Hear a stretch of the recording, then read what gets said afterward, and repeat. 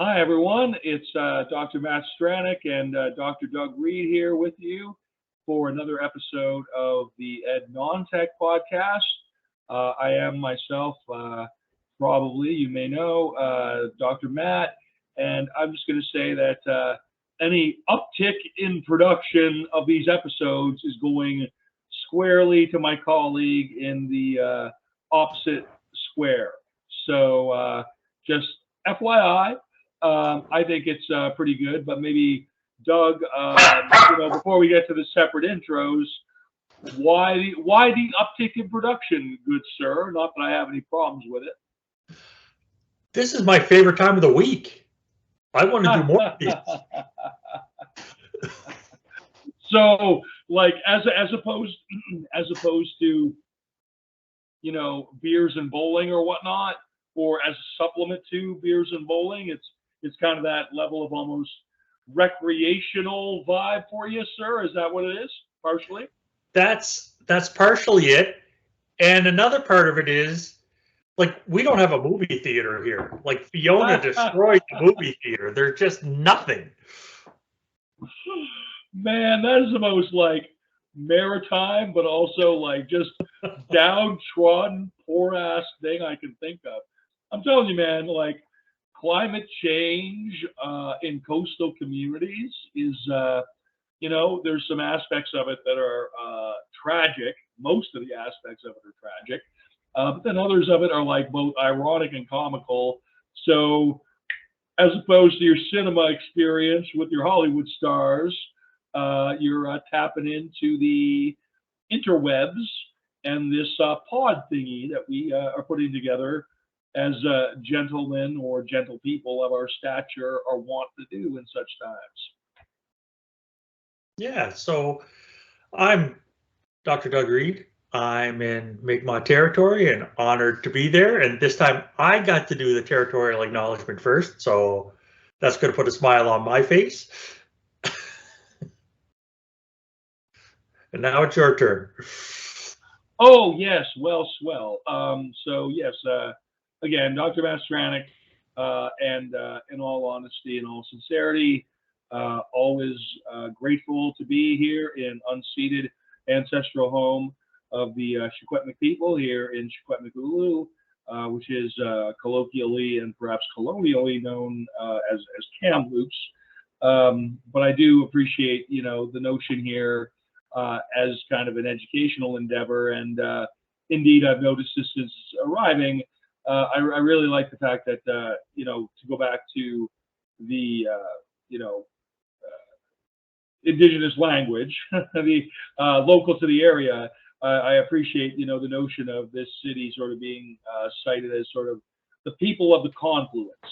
And I think if I was, if we were to do an episode on the notion of metaphor or local connections to education, that could be something I'd like to speak to. And I'll just put it out there too. I have in the past few days gotten a few books. I mentioned this last time. The one that I'm, I guess, getting into the most recently is Resistance and Renewal by Celia Haig Brown. Again, she's somebody with very strong connections to the Kamloops area, and this is a book that was published 20 years ago. I'm unclear now. I'm sort of I have been colleagues at TRU with Josie Barrow, who is a postdoc at TRU, and she's actually the way she mentioned it, I wasn't sure if the new book that's coming out is like either an update to this book or a standalone brand new book. But either way, I've got that on from Amazon. And I guess I won't spend too much longer on this, but I'll just say again, just in terms of things that are framing the way that you think about where you're at, the descriptions here of what kids and students and families experienced prior to going to the residential school, anything you want to point to as like valuable experiential education, I just see so many parallels to the things that a constructivist perspective may value, or that things that you and I talk about, right, on the show, like learning from the people around you, learning from the situations around you, in informal but very specific and very clear ways. I just see some of that coming out in some of the descriptions of family life of the shoe swap people. So anyway, that's just kind of what I'm coming from lately in terms of my surroundings and whatnot. So appreciate the opportunity to speak to that a bit, Doug. Before we dive into this fascinating topic, this this topic where it looks to me. Please tell me if I'm summarizing this properly. The notion here is students before technology. That's kind of the bullet point here. Is that correct? Yeah, and I think I wandered more into, can we have teaching without learning? Because we are the ed non-tech, and I slid really into the non this week when I was digging. Go as far into the non as you want to, because when you look into the non looks back into you. That's to paraphrase poorly Friedrich Nietzsche, and his point of term was the abyss. I'm a philosophy minor and like a wannabe kind of philosophical person, but I lack the intellectual discipline for it. So yeah, man, go into the non as far as you will with this show. I think is what I'm trying to get at here, bud. Very cool. Thanks. I wasn't a philosophy minor.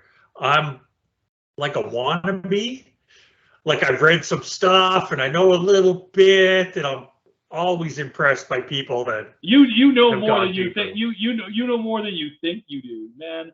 The cognitive capacity of the brain. Okay, Doug, I just want to just throw something random at you. Okay. That's clearly what I'm here for. Okay, what did you ever? First of all, have you heard of this trope or this whatever? I don't know if it's an urban myth, but that the human mind only uses like 8% or 9% of its full, potential. Have you heard of that particular thing? I've heard of it, and I know it's bullshit. There, thank you. Okay.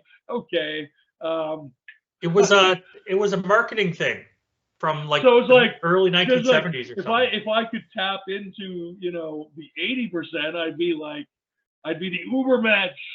I would be the impossibly brilliant and cognitively unstable human being. More so. So okay, that's cool. Never mind. We might have gone off the sidetrack there. We don't need to at all. So again, please, bud, if you can describe what's the impetus for this topic right now. Can we hold on for a sec? Absolutely. I think somebody's just come home. And so the ding dongs are being ding dongs. Oh yeah, man. No, well, it's all good. We can pause this if you like, or we can. But okay, so what else? So okay, yes. So what was the impetus for this? Now, does it have anything to do with your new role? No, not really. Okay. Because it's always just something that's bugged me. And this question of, like, I worked with people and they said, yeah, I did a hard day's work. I taught those kids. I'm like, did they learn anything? And then it's like, well, I don't know. It's like, can you teach? It sounds like those kids had teaching inflicted on them. Yes.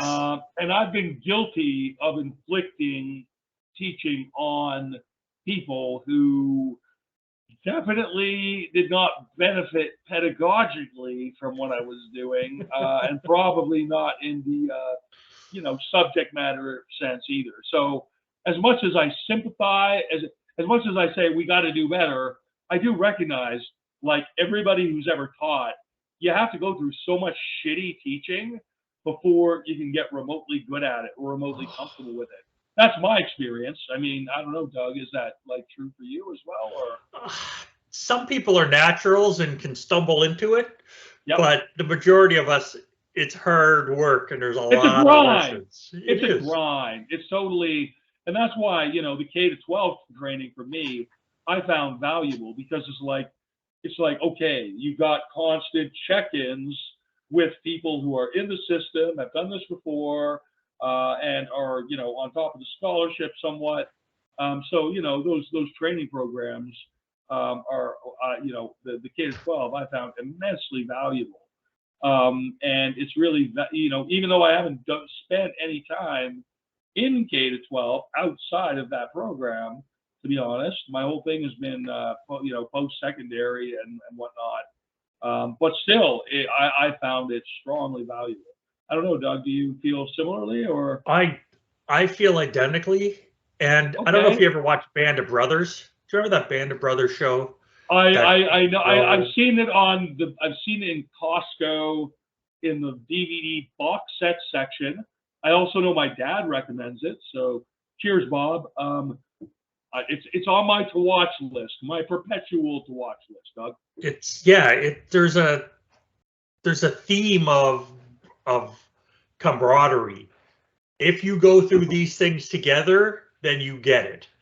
And every time I've moved to a different post-secondary and I talk to somebody who used to be in K-12, we have a different language and we have a different understanding. Because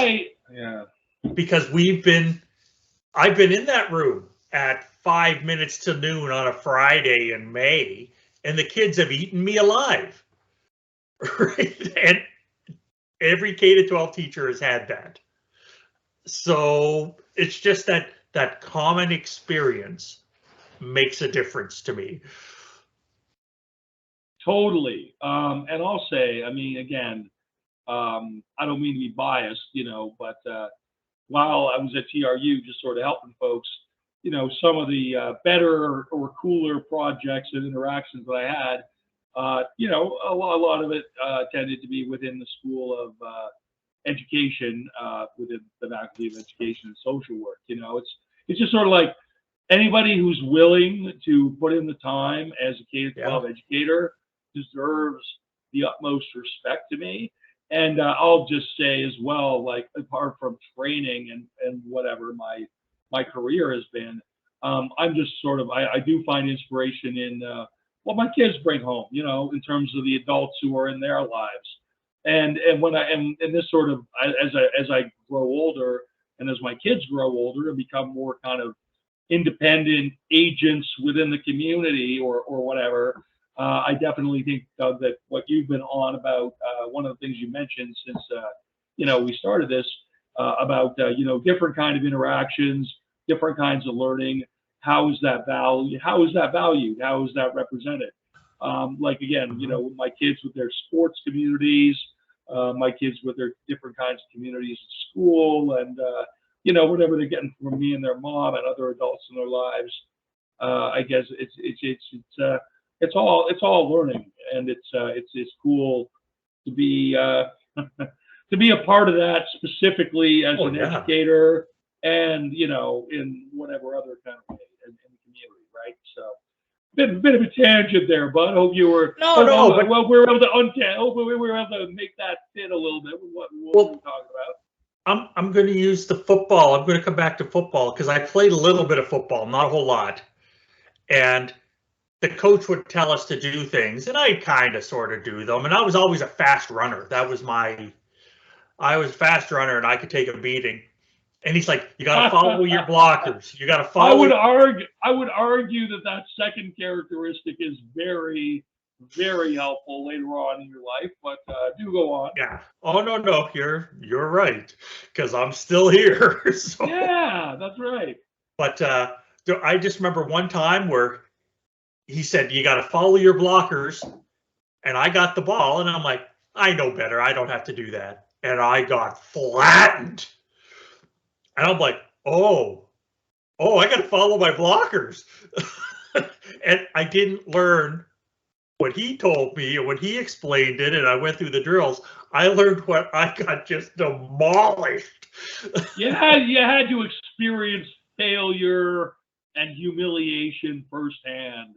And, the air had to leave my body.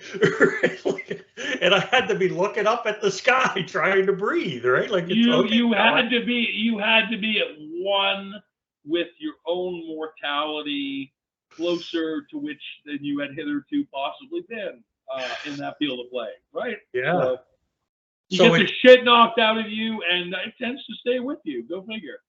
yeah, it really does. And that's Yeah. part of what brought me to, like, the student has to be the center. Students have to own their learning, right? Like, Now, dude, I can can't we force just? people to do that.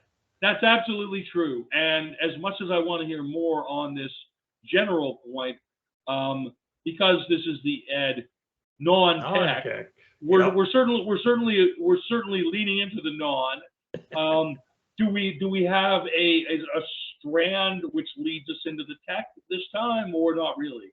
Because I don't mind a purely pedagogical gap. I'm that guy. I'm that guy. With a coffee mug full of whatever. To have that conversation. I'm curious now. What are there any technological experiences or metaphors or signifiers that are jumping out at you here, bud? The real trigger for me is next week. I'm supposed to be doing some professional development, or Pro D, apparently that's what it's called in some places. Now you're experiencing it or you're delivering it? I'm delivering it. I'm delivering it, and that's fine. I've delivered plenty. And it's two educators that have been doing stuff, and it's like, what more can you do with this tool?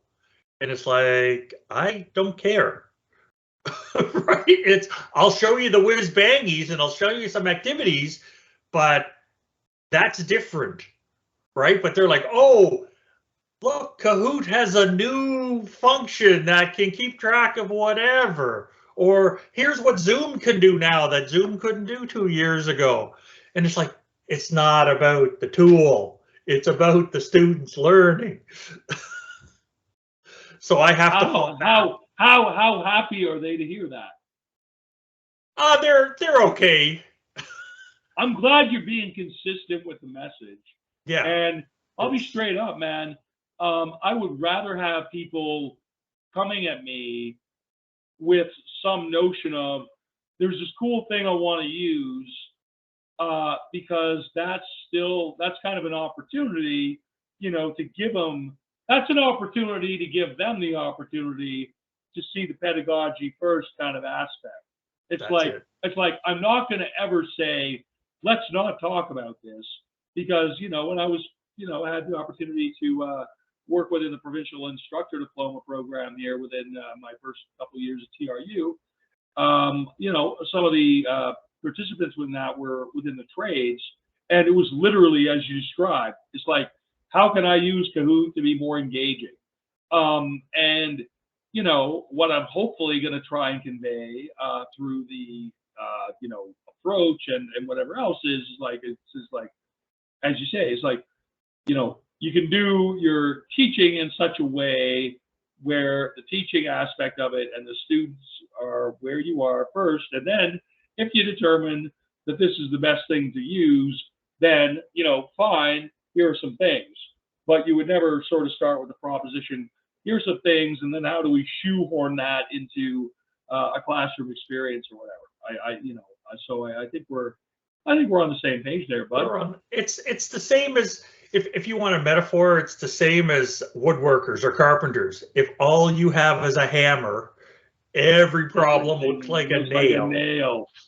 Right? So it's, I know Kahoot. I love Kahoot, by the way.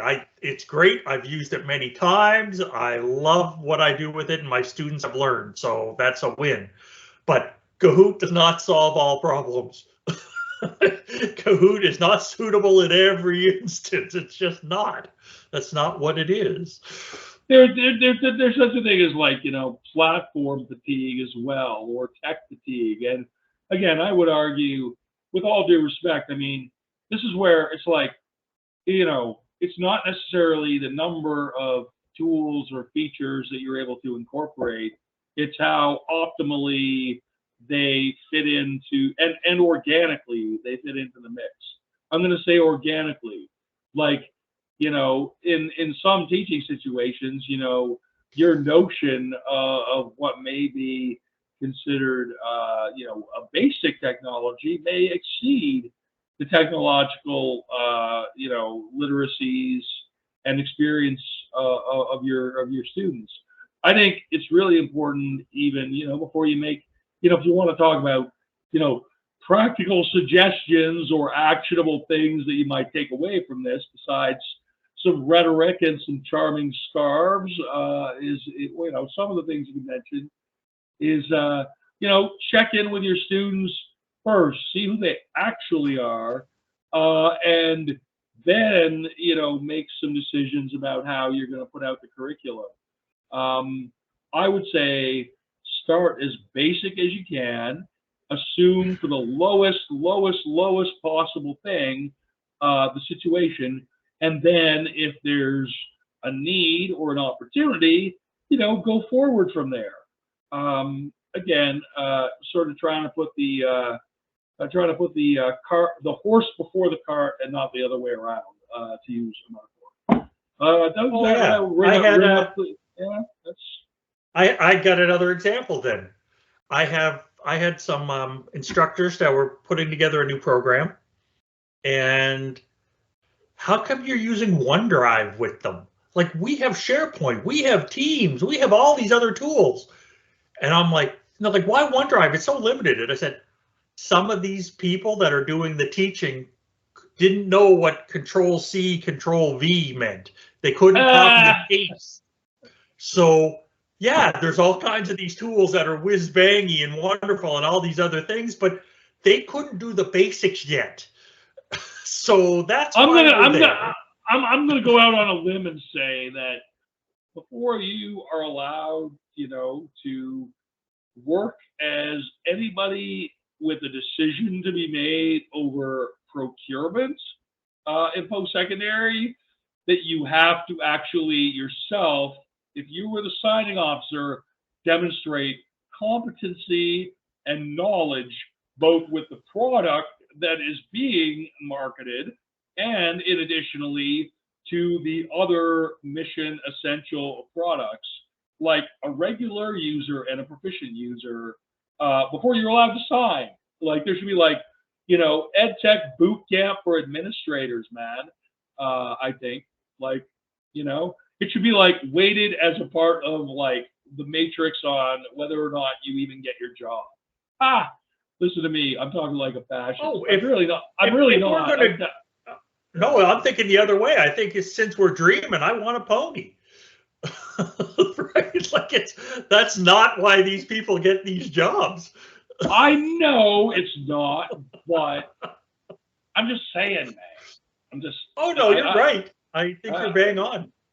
I think you're bang on. If we're talking about easy PD, it's like, we're going to sequester you for 2 weeks before you're allowed to do your interview, and we're going to make sure that you at least teach half of a grad seminar or something using these tools, so you can know how exciting and interesting it is. Yeah, I don't know, man. I think there should be, if we're doing pie in the sky, I think anybody who's an academic officer with a signing capacity on procurement, I think they should have had to have taught, flat out, a course or something. And I'll tell you something else, within the past period of time, something that one of my colleagues at TRU mentioned as an idea, one of my people who's in my co-role, who is still there. One of the things that person mentioned, as it would be cool, is if we ourselves as tech people had a course release, or equivalency to do some teaching, just so we're on the page.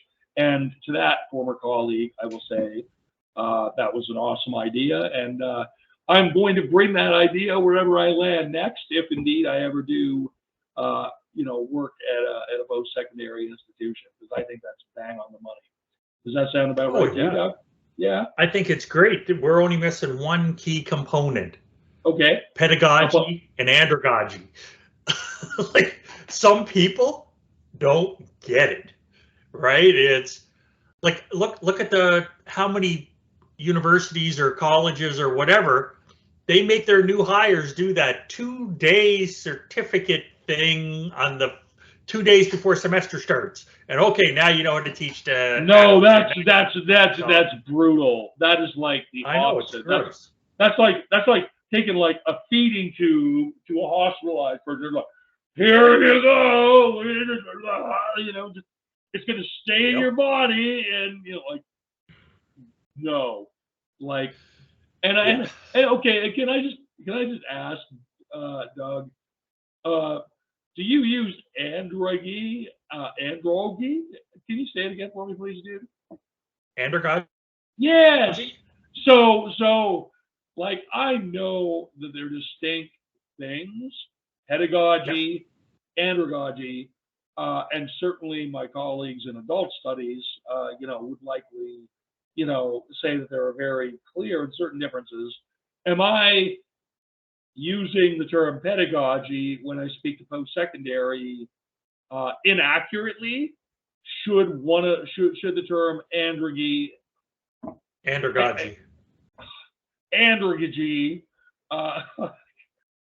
it depends. Do you want the English or do you want the German? Because it came out of the German, but it's based on Greek. For me, it's like it may as well be Flemish, because like for the amount of like, okay, so should we be using that one term that you mentioned as opposed to the other, or what? I'm curious. It's okay if you go to the roots. I haven't read the literature in a couple of years, so this discussion might be over in the literature. I haven't kept track. Pedagogy's for kids. Yeah. Right? That's andragogy's for adults. Yeah. And where does that end? Like, is that 18? Is that 25? Like, when does that development, that mental development, like legally 18, you can whatever, you can vote, you finished high school, you can drink, you can do whatever. Is that, or is it 25? At 25, that's when you are who you're going to be the rest of your life. Like, when does that? I've either worked or been around like teaching and development units for like a lot of my career. And, you know, pedagogy just kind of gets used as the de facto term. And, you know, going back to, I like how we can actually just go back and, you know, refer to some topics that we've had before. It's almost like it's intentional, Doug. You know, if we want to go back to the original, like we planned it. I had nothing to do with that planning, but I will, you know, confer to my senior colleague who perhaps may have more on that of his portfolio for this podcast. What I meant to say, what I'm trying to say, we go back to the need for conceptual clarity, and I'm just like, should we just be using androgy? And I'll promise I will pronounce saying that. You know, it's like I don't know. I'll do an Our Father, a Hail Mary, and then I'll try and pronounce that word 5 times, you know, just between now and the next time we have this podcast. I don't know. I'm not trying to cancel pedagogy. I'm just like, should we be using that other term as opposed to the other? I guess I would like a balanced recommendation on this, Doug. Depends how clear you want to be. Right? It's when you're talking to K-12 teachers, it's pedagogy. It just is, because that's what they know. That's what they've been taught when they did their BEDs and stuff. And andragogy was a different term. It's been around since like the 1830s or something. So it's been around for a long time. So which of those terms belongs properly, most properly, more properly than the other, if you had to say, and I'm not saying you have to say, but I'm saying if you were to, hypothetically, you know, you have to choose one or the other for post-secondary teaching and learning, which of those 2 terms would it be?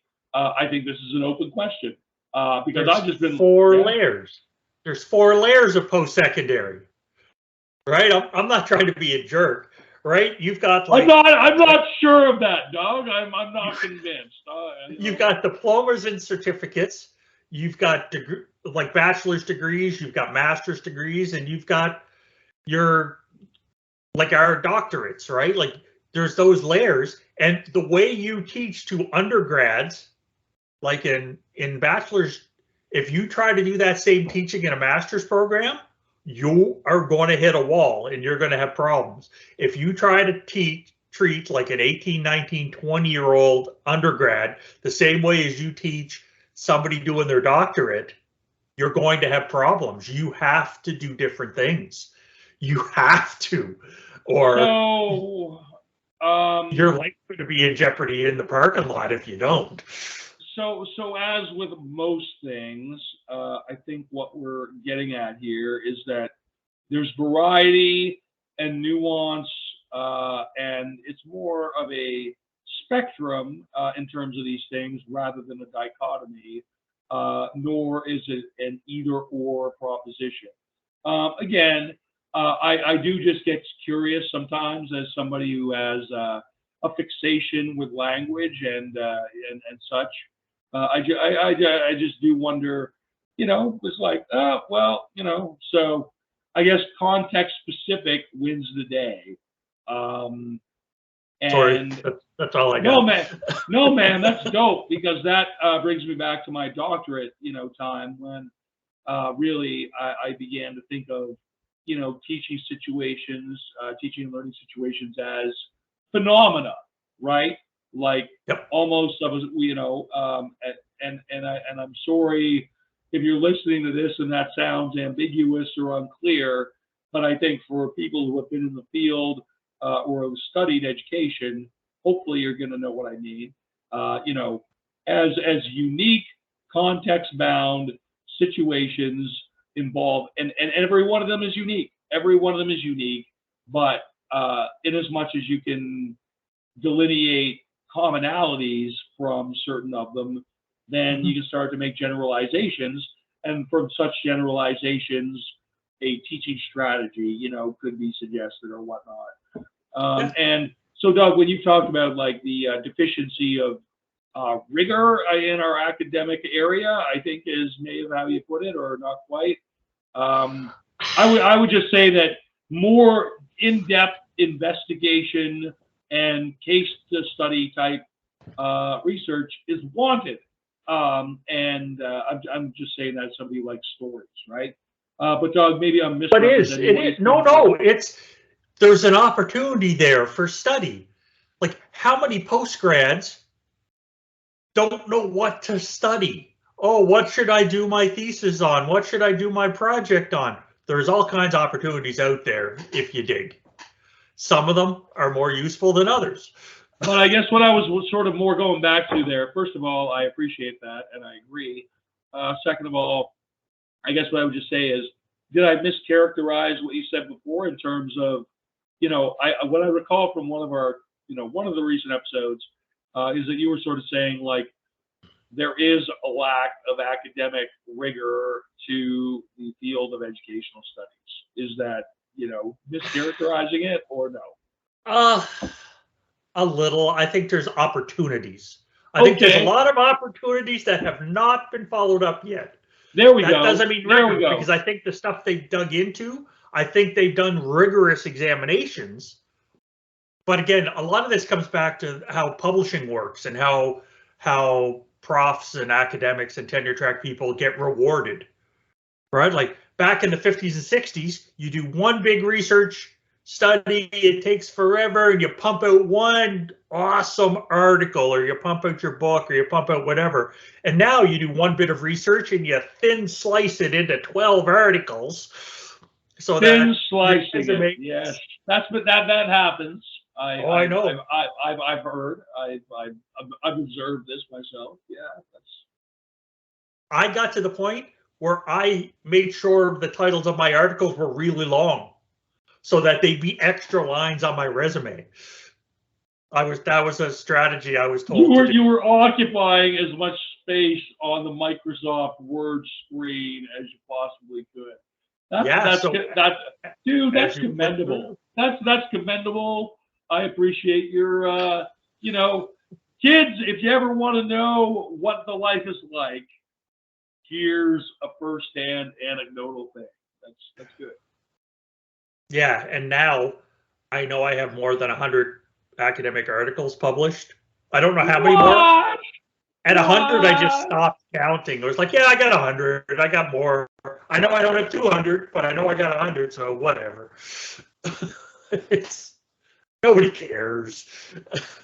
I It care. doesn't I matter. find it. I find it fascinating, man. So it's like every time we do one of these, I have one of those. What about this thing in Doug's career? And I hear something, and I'm like, wow, that's fascinating. We need to talk more about that. And then Sure. I completely forget about it by the next time we have one of these conversations. So I'm gonna have to go like back and review the transcripts just because I know that there's about 3 or 4 different things I've been like, really, just So anyway, that's an episode suggestion, by the way. Doug's Sure. greatest, digressions. Doug's greatest. Maybe Doug's greatest digressions are some of the visuals. So I'm just going to go through some of the notes here because we're definitely on the downward slope of this podcast. We are on the notes that I put together. So, we are off the rails. Well, no, but dude, I respect off the rails. I mean, clearly, You do? I'm eccentric enough to appreciate that aspect of it, dude. Pardon me, and I think that's one of the reasons why we connected as well as we have. I'm going to save some of these. Like I found a nice Dewey quote, and I'm going to use that. Okay, so I just want to speak to a couple of them. And by the way, what I've really been thinking about, I know you kind of put out the offer that you could send me like a lot of photographs that you've taken, and I know that you've done like I see on your Instagram, right? You do these really charming videos when you're walking your dog, and there's some other things. I'm gonna totally. I think that is totally stuff for the winter break. The re-up of the what am I trying to say? Not the LMS. The Zencaster. No, the Sandbox, dude. The Sandbox. The Sandbox, which we kind of put up once, and it was like countdown to Thanksgiving. Well, come the Christmas time when we take a couple weeks off, as presumably we're gonna. I want to like take some additional media elements that haven't made their way to the posts. So again, we can talk about that later, but that's going to be something where like, so I'm just going to go through here. You have a Latin grammar thing here. Oh yeah. Please. Here's why. Okay. So that's a Latin grammar test from 100 and some years ago. Yeah. 123 years ago, and it's from Harvard. And you know why they taught people Latin? Because it was hard. It was hard. If you could do Latin, that was really hard. That means you could do other hard things like geometry. I'm raising my hand as if to ask a question. Yeah. Does that have anything to do with Catholicism?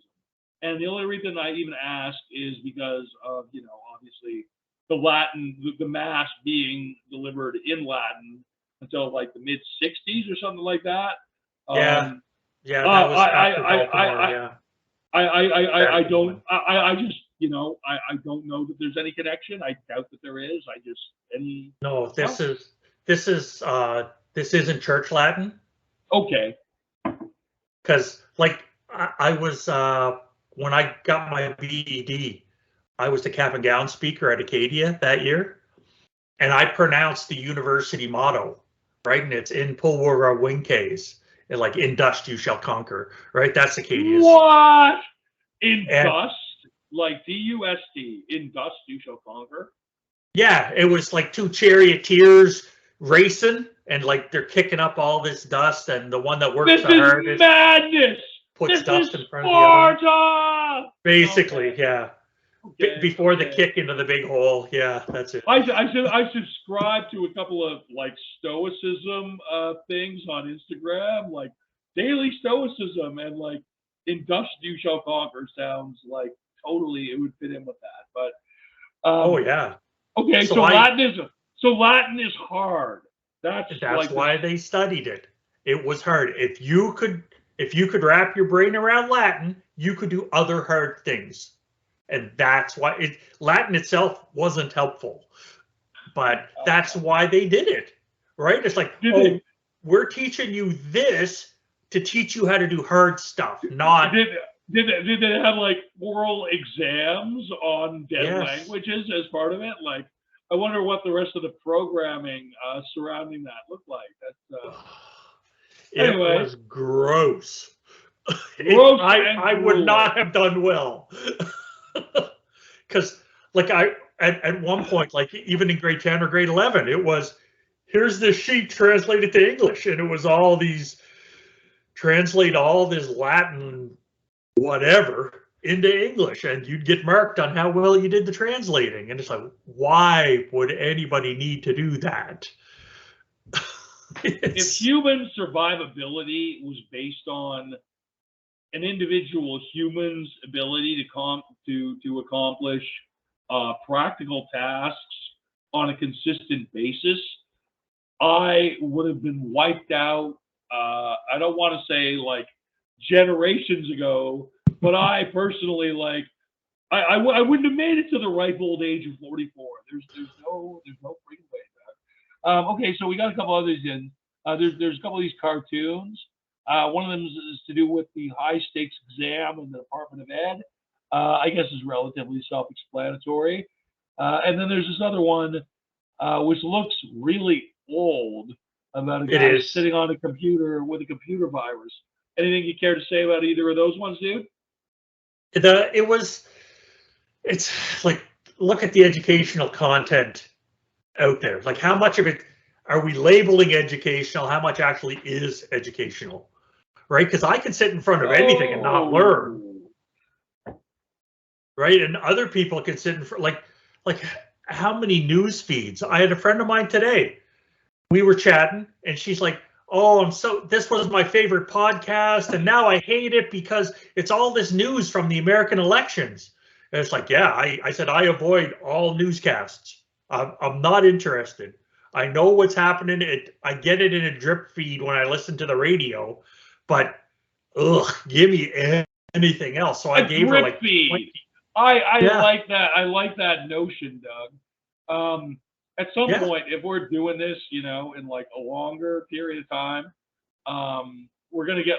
I'd be interested to get your like Marshall McLuhan kind of thoughts on, Oh, not him.